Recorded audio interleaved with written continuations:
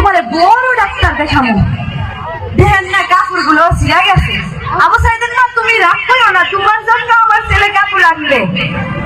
ওইখানেও তো মানুষ কেন?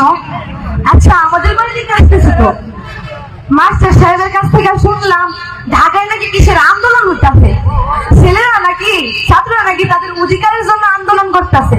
আমরা তো আমাদের দেশ স্বাধীন করছি, অধিকার তো সবার আছে, তাহলে আন্দোলন করা লাগে কেন? সরকার তো সবাই অধিকার দিতেই হইব, সরকার অধিকার দিতেছে না কেন? সবাই আমাদের বাড়ির দিকে আইতেছে। আমার ছেলে মনে হয় চাকরি পাইছে, আমার ছেলে আমার ঢাকা নিয়ে যাইব। আপনারা কথা কইতেছেন না কেন? আমার ছেলে কই? আমার ছেলের কি হইছে? আরে বাক্সটা কিসের? বাক্সটা কিসের বুঝলাম না, বলেন না কেন?